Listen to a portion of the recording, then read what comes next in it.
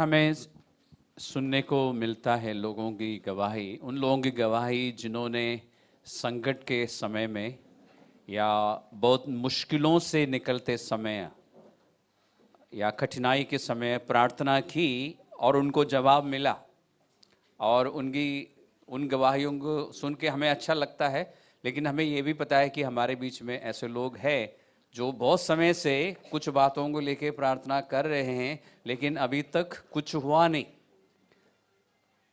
तो उन लोगों की सफलता के पीछे कारण क्या है? जिन्होंने प्रार्थनाएं की कठिन समय में, विपत्ति के समय में, और उनको जवाब मिला, जैसे जवाब वो चाहते थे वैसे मिला और कामयाबी मिली।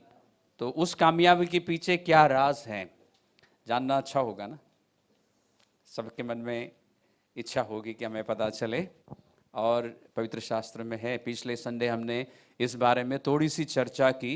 हमने देखा कि परमेश्वर हमसे कहता है कि हम हियाव से उसके पास जा सकते हैं। कारण क्या है? सबसे पहले परमेश्वर जिस सिंहासन पर बैठे हैं वो एक अनुग्रह का सिंहासन है। वहां से हमें अंबर डांट नहीं पड़ेगी, परमेश्वर गुस्सा नहीं होगा, हमें अनुग्रह देगा। अच्छी बात है, खुशी की बात है। दूसरी बात, परमेश्वर स्वयं हमें निमंत्रण दे रहा है।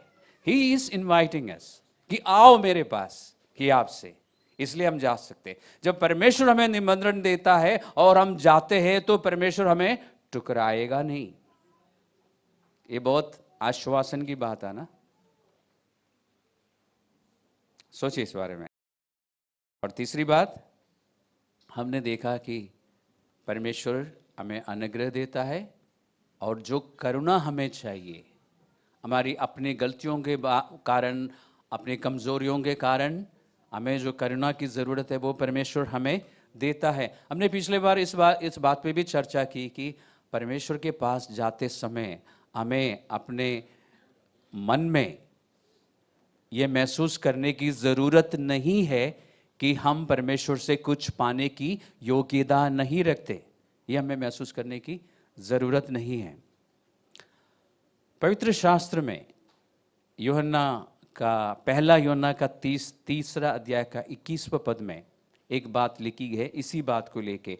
अगर हमारा मन हमें दोषी नहीं ठहराता तो परमेश्वर के सामने जाते समय हमारे अंदर हियाव रहता है, यानी आत्मविश्वास रहता है कि हमारा काम हो जाएगा या परमेश्वर हमारी प्रार्थना को सुनेगा। लेकिन यदि हमारे मन में हम दोषी महसूस करते हैं, फिर क्या नहीं होगा? हियाव नहीं होगा, कॉन्फिडेंस नहीं रहेगा।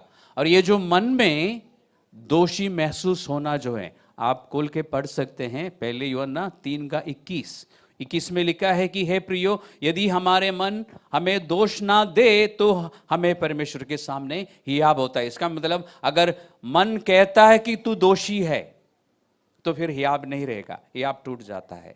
लेकिन ये जो मन आपको दोषी ठहराता है, ध्यान रखना, ये शैतान नहीं, ये दुष्ट आत्माएं नहीं, आपकी अपनी आत्मा है, या हम कह सकते हैं कि आपका अपना विवेक है, आपका अपना ज़मीर आपको बता रहा है कि आपके जीवन में कुछ ठीक नहीं है। उस समय क्या करना चाहिए? आपके तीसरा अध्याय खुला हुआ ना, तो 20वें पद को पढ़िए। 20वें पद में क्या लिखा है? परमेश्वर नहीं, उसमें शुरू से पढ़िए, 19 से पढ़िए। 19 में लिखा ना कि यदि हमारा मन हमें दोषी ठहराता है तो हमें ये बात जानने की जरूरत है कि परमेश्वर हमारे मन से बड़ा है और सब बातों को जानता है। कहने का मतलब क्या है? जब आप परमेश्वर के सामने परमेश्वर के इनविटेशन को स्वीकार करते हुए जब जाते हैं ना बातचीत करने के लिए, तो मन कहेगा कि तूने ऐसा किया है, तुम में ये कमी है। तो हमें क्या जानना चाहिए? जिस परमेश्वर के पास हम जा रहे हैं वो हमारे मन से बड़ा है। मन तो सही काम कर रहा है, हमें क्या करना चाहिए? परमेश्वर बड़ा है, क्या मतलब? परमेश्वर हमारे पापों को, हमारी कमियों को माफ करने के लिए बड़ा है। इतना बड़ा है कि हमारे अंगीकार करते ही हमारे पापों को वो क्षमा करेगा। तो प्रार्थना करते हुए, पिछले संडे हमने सीखा कि हम हियाब से जा सकते हैं क्योंकि उसकी ओर से निमंत्रण है और अनुग्रह का सिंहासन है जिसमें परमेश्वर विराजमान है। आज हम देख रहे हैं कि जब हमारा मन हमें दोषी ठहराता है, जो कि होगा क्योंकि हमसे पाप होता है, हम गलती करते हैं, और प्रार्थना के लिए परमेश्वर जो बिल्कुल पवित्र है उसके पास जब जाते हैं, मन कहेगा कि लेकिन ये कमी है, ये पाप है, तो तुरंत क्या करना चाहिए? वहां से भागना नहीं चाहिए, परमेश्वर के सामने अंगीकार करना, हाँ परमेश्वर मैंने ये पाप किया है, मैंने ये गलती की है, तुरंत माफी मिलेगी और आप फिर हियाब से परमेश्वर के सम्मुख खड़े हो सकते हैं और अपने मन की बात, अपनी ज़रूरत, जो अपनी याचना, जो कुछ आप परमेश्वर को बताना चाहते हैं बता सकते हैं। और वो क्या करेगा? परमेश्वर क्या आश्वासन देता है? वो हमेशा कान लगा के सुनता है। आपके पहुंचने से पहले, आपके मुंह खोलने से पहले परमेश्वर को मालूम है कि आप क्या बोलने वाले हैं, फिर भी परमेश्वर आपसे सुनना चाहता है। क्यों? क्योंकि वो पिता है और वो प्यार करता है।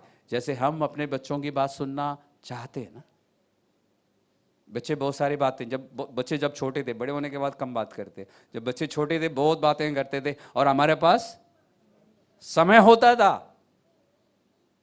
था ना, काम करते हुए भी एक कान लगा के हम सुनते थे, सारी बातें सुनते थे। परमेश्वर के पास ऐसा आने के लिए परमेश्वर कह रहा है, मैं नहीं कह रहा हूं। आपके बाइबल में ऐसा लिखा है, इब्रानियों की पत्री 4:16 में लिखा ना कि इसलिए हियाब बांध कर आओ अनुग्रह के सिंहासन में।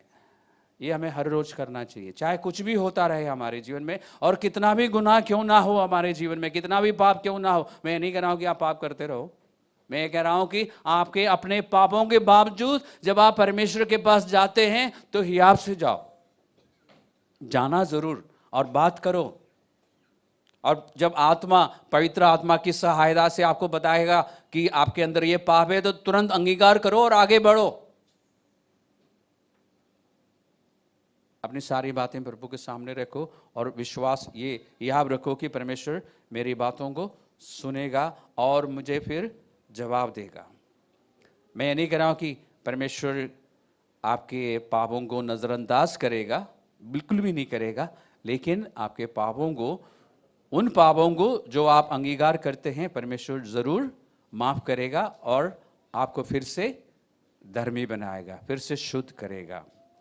ध्यान रखना एक और बात, जो इब्रानियों की पत्री के 4:16 में जो हमने पढ़ा था ना, हियाब से आने के लिए आप जब परमेश्वर के पास जाते हैं ना, आपकी अपनी योग्यता के अनुसार नहीं। अगर आपकी अपनी योग्यता के बारे में आप सोचते हैं या मैं अपनी योग्यता के बारे में सोचता हूं, तो मैं परमेश्वर के सामने कभी भी जा नहीं सकता, क्योंकि मैं ऐसी योग्यता नहीं रखता। लेकिन थोड़ा से पीछे को, ऊपर को जाइए, 4:15 में क्या लिखा है? हमारे पास एक महायाजक है, हमारे पास एक महायाजक है जो हमारी सारी बातों को समझ सकता है, क्योंकि वो इंसान बन के लगभग 33 साल इस धरती पे रहा है और वो हर बात में आपके और मेरी तरह परखा गया था। यानी हर परिस्थिति से हम जो निकलते हैं, यीशु मसीह स्वयं निकल चुका है और उसने कोई पाप नहीं किया। इसलिए उसको पता है कि आपके जीवन में क्या क्या आ सकता है, क्या क्या प्रलोभन आ सकता है, किन परिस्थितियों से आप निकल सकते हैं, वो वाकिफ है, वो परिचित है। इसलिए वो आपके साथ या आप पर सहानुभूति दिखा सकता है। हमारे पास समय कम है, इसलिए मैं बहुत ज्यादा नहीं बताऊंगा। पुराने नियम में आपको इतना याद होगा कि परमेश्वर के पास हर कोई जा नहीं सकता था। परमेश्वर की अपनी प्रजा की बात कर रहा हूं, इस्राएल की बात कर रहा हूं। सिर्फ एक जन जा सकता था अति पवित्र स्थान में, उसका नाम था महायाजक। वो भी साल में एक बार, हर रोज नहीं जा सकता था। उस परमेश्वर के उस मंदिर के में एक पवित्र, अति पवित्र स्थान होता था, जहां में महायाजक साल में सिर्फ एक बार जाता था पूरी इस्राएल की ओर से। आपको यह भी मालूम है कि यीशु मसीह जब सलीब पर अपना जीवन दिया, पवित्र शास्त्र में मत्ती का सुसमाचार में लिखा है कि मंदिर में जो पर्दा था, जो अति पवित्र स्थान और पवित्र स्थान के बीच में जो पर्दा था, ऊपर से फट गया। यानी परमेश्वर ने उसको फाड़ दिया, अलग किया कि आप तुम आ सकते हो मेरे पास। पहले ऐसा नहीं था, पहले सारी प्रजा नहीं जा सकती थी। अगर आप पुराने वाचा में होते तो आप परमेश्वर के पास ही आपसे जा नहीं सकते थे। लेकिन अब परमेश्वर कहता है कि मैं सिर्फ परमेश्वर नहीं, मैं तुम्हारा पिता हूं, तुम जब चाहे जितने बार आना चाहे मेरे पास आ सकते हो। इसलिए हमें कितनी बार जाना चाहिए? जितनी बार आपको जाने का मन करता है आप जा सकते हैं, बार बार जा सकते हैं। और पवित्र शास्त्र नया नियम इब्रानियों की पत्री 4:15 में लिखा है कि आज यीशु मसीह स्वयं हमारा महायाजक है। यानी अगर शैतान अंबर दोष लगाता है, जो कि वो लगाता है, प्रकाशित वाक्य का एक बार चेक बाद में चेक कर लेना, 12वें अध्याय में होना चाहिए कि शैतान के लिए परमेश्वर कहता है यह है वो जो भाइयों पर दोष लगाता है। उसका काम क्या है? दोष लगाना। भाई कौन है? हम ही लोग, भाई बहन, हम मसीह में जो भाई, हम पर दोष लगाने का काम उसका है। और वो दोष लगाता है। शैतान बहुत फेथफुल है अपने कामों में, ये बात आपको मालूम है। शैतान प्रकाशित वाक्य 12:10, शैतान की एक खासियत है, वो बहुत फेथफुल है अपने कामों में। जो काम उसने करने के लिए सोच लिया है वो करता रहेगा, नहीं छोड़ेगा। वो दोष लगाता रहेगा। आपकी पूरी हिस्ट्री इसको पता है। वो परमेश्वर के सामने दोष लगाएगा। लेकिन यीशु मसीह जो हमारा महायाजक है, जिसका महायाजक का काम क्या होता था? विश्वासी होंगे और से परमेश्वर के पास जाना। हम जब प्रार्थना करते हैं, शैतान यदि ये कहेगा कि इसने ये सब कुछ करके आया है परमेश्वर तेरे पास, तो यीशु मसीह कहेगा लेकिन मैंने उसके लिए अपना जीवन दिया है। बात खत्म। इसलिए लिखा है 15 और 16 एक साथ पढ़ना चाहिए। 16 में कहा कि इसलिए, किस लिए? क्योंकि तुम्हारे एक महायाजक है, तुम प्रार्थना कर सकते हो याब से, और तुम ये आश्वासन रख सकते हो कि मैं तुम्हारी प्रार्थनाओं को सुनूंगा। तो लोग जिन्होंने प्रार्थना की, जिनको कामयाबी मिली, जिनको सफलता मिली, जिनकी प्रार्थनाओं को जवाब मिला, उसके पीछे कारण क्या था? वो हियाब से गए, परमेश्वर के पास हियाब से गए, परमेश्वर के सामने अपनी सारी बातें रख दी। और जब उनके मन में उन्होंने ये महसूस किया कि मुझसे पाप हुआ है, तो उन्होंने क्या किया? पाप को छुपाया नहीं या परमेश्वर की प्रार्थना बंद नहीं की। परमेश्वर के सामने अपने पापों का अंगीकार किया और उनको सफलता मिली। तो प्रार्थना अगर आप चाहते हैं कि सफल हो आपकी, तो आपको क्या करना चाहिए?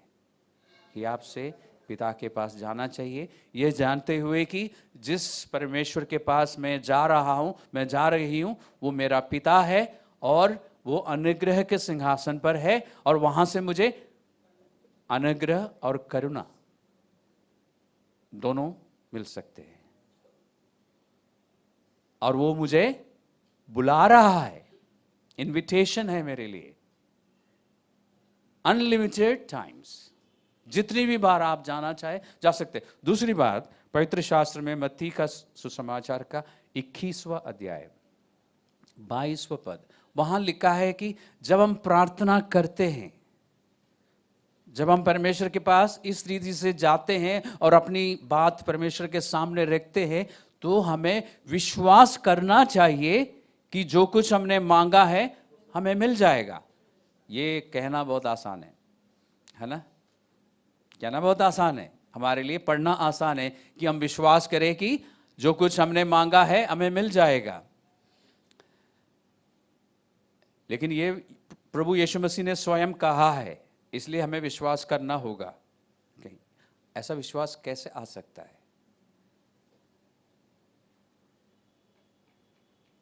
जब डॉक्टर्स कहते हैं कि ठीक नहीं हो सकता, या हालात या सिम्टम्स या दुनिया में जो जानकारी है आज गूगल की वजह से, उसके अनुसार ये बिगड़ी हुई स्थिति ठीक नहीं हो सकती, तब कैसे विश्वास करें? अगर ये पता चल जाए तो हमारा काम हो जाएगा ना।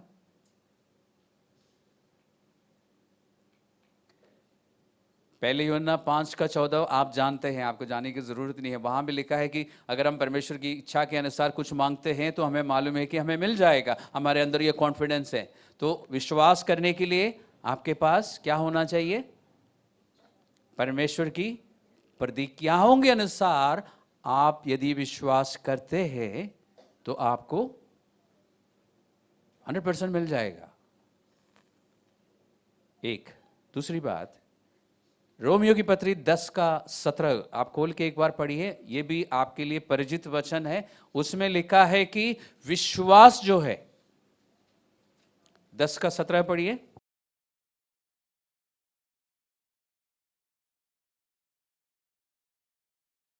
प्रार्थना में विश्वास जो है सबसे जरूरी चीज है। और पवित्र शास्त्र कहता है कि विश्वास सुनने से आता है। कैसे आता है? विश्वास कैसे आता है? सुनने से आता है। यह नहीं लिखा है कि विश्वास मसीह के वचन से आता है। पवित्र शास्त्र में लिखा है विश्वास सुनने से आता है। अब सुनना जो है वो कैसे होगा? मसीह के वचन से। यानी जब आप मसीह का वचन पढ़ेंगे ना या सुनेंगे, क्योंकि अब ऑडियो बाइबल्स है, अगर आप बाइबल की बातें सुनेंगे या पढ़ेंगे तो पवित्र आत्मा आपसे बात करेगा। कौन आपसे बात करेगा? परमेश्वर का आत्मा आपसे बात करेगा। और जब पवित्र आत्मा की बात आपके हृदय में या आपके आत्मा में पहुंच जाएगी ना, विश्वास आएगा। तो विश्वास के लिए परमेश्वर कहता है कि प्रार्थना करते समय विश्वास करो कि जो कुछ तुमने प्रार्थना में मांगा है तुम्हें मिल जाएगा। ऐसा विश्वास करने के लिए आपको क्या करना होगा? पवित्र आत्मा को सुनना होगा। पवित्र आत्मा को सुनने के लिए क्या करना होगा? वचन पढ़ना होगा। आप वचन पढ़ते जाओ, पवित्र आत्मा जरूर बात करेगा। अगर आज तक अगर कोई ऐसा है हमारे बीच में ये कह सकता हो कि मैंने अभी तक पवित्र आत्मा की बात नहीं सुनी है, अभी तक मुझे पता नहीं है कि पवित्र आत्मा बात करता है, तो बहुत ही मुमकिन है कि आपने कभी ध्यान से बाइबल नहीं पढ़ा हो। आप ध्यान से बाइबल पढ़िए, पवित्र आत्मा आपसे बात करेगा। आपको समझ आएगा कि परमेश्वर मुझे कुछ बता रहा है। आपको समझ आएगा। और जब आपको समझ आएगा, विश्वास आएगा आपके अंदर। अब प्रार्थना करना आसान हो गया ना? तो विश्वास सुनने से, और सुनना जो है परमेश्वर के वचन से आता है। ध्यान रखना, जब हम प्रार्थना करते ना तो हम क्या करते हैं? अपनी सारी बातें हम बता देते हैं, ठीक है? और उसके बाद परमेश्वर को मौका देना चाहिए ना कि वो भी कुछ बताए हमें।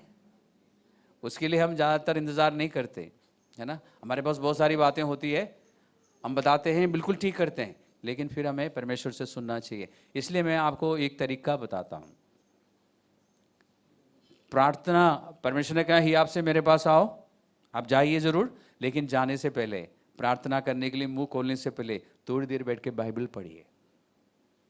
1 चैप्टर पढ़िए, 2 चैप्टर्स पढ़िए, उसके बाद प्रार्थना करके देखिए, बहुत फर्क होगा। कारण क्या है? क्योंकि हम दिन भर इस संसार में रहते हैं, है ना? संसार के लोगों के बीच में रहते हैं। मैं सही कह रहा हूँ? कितने लोग दिन भर स्वर्ग में रहते हैं? कोई नहीं है, कोई नहीं मिला मुझे। ओके, तो हम इस दुनिया में रहते हैं, दुनिया के लोगों के बीच में रहते हैं, और दुनिया के लोगों के बीच में रह के वो हमें किस तरह की बातें सुनाते हैं?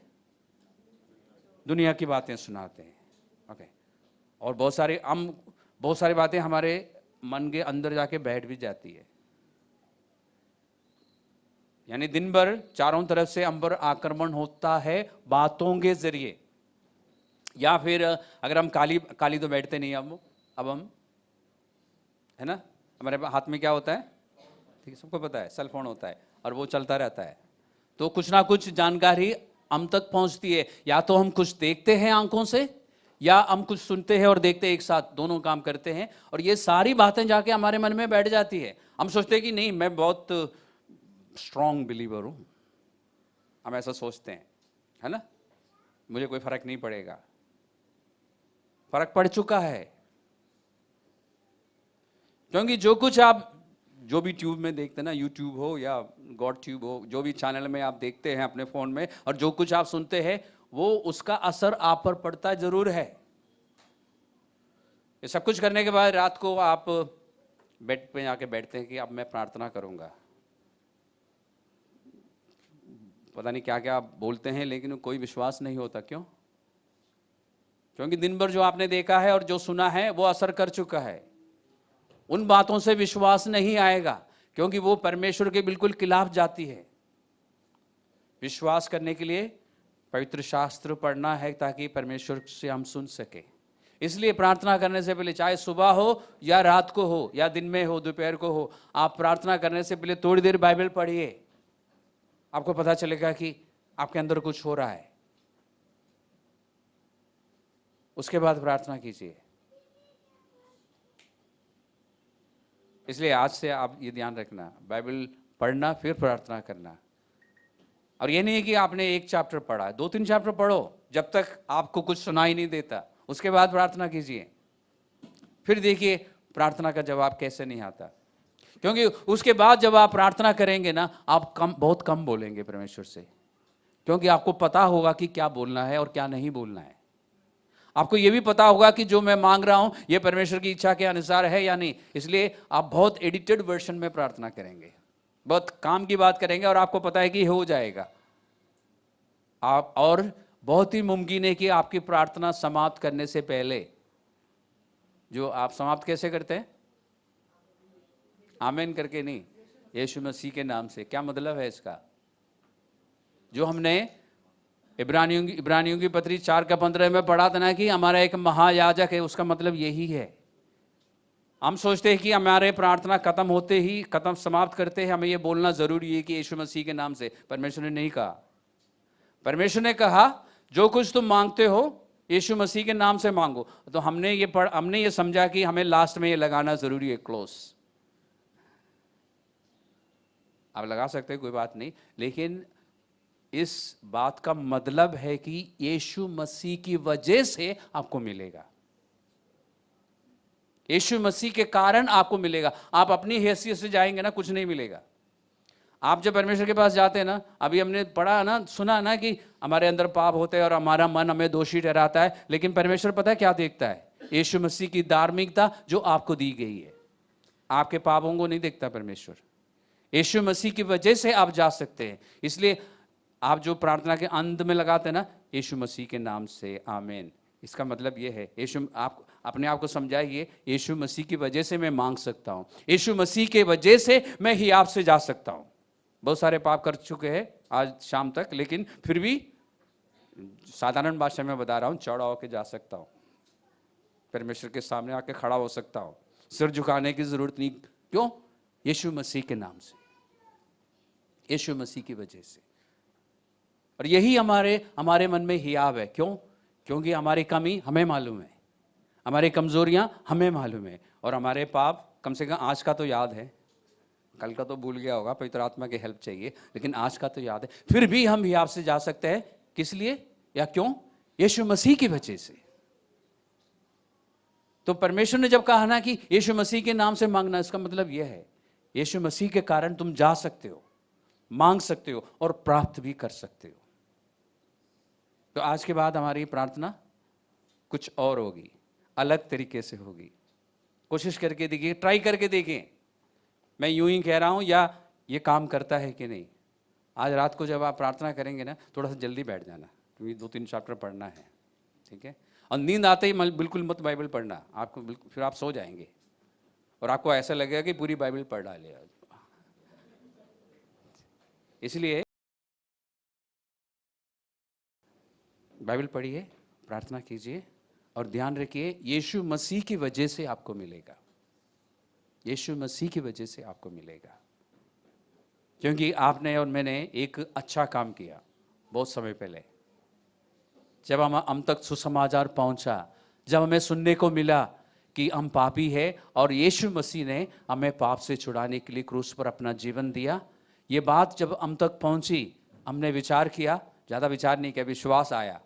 परमेश्वर की करुणा इतनी बड़ी है कि परमेश्वर ने उस समय हमें विश्वास दिया और हमने विश्वास कर लिया फटाफट। हमने कहा कि हाँ, मैं मानता हूँ कि यीशु मसीह ने मुझे पाप से छुड़ाने के लिए अपना जीवन दिया। और वो 3 दिन 3 रात मृत्यु की अवस्था में रहा और फिर जी उठा। हमने विश्वास किया, उसी पल हमारा उद्धार हुआ, हमें मुक्ति मिली। उसी पल हमें अधिकार मिला कि हम परमेश्वर के पास ही आपसे जा सकते हैं और यीशु मसीह की वजह से जा सकते हैं। इसलिए इस बात का फायदा उठाइए और इस रीति से प्रार्थना कीजिए। 1 महीना ट्राई करके देखिए, फ्री ट्रायल, कोई पैसा नहीं मांग रहा हूं मैं आपसे। 1 महीना ट्राई करके देखिए, सुबह और शाम बाइबल पढ़िए और फिर प्रार्थना कीजिए और खुद देखिए कि आपकी प्रार्थना में कितना बदलाव है। तो हम ऐसा करेंगे, देखते हैं।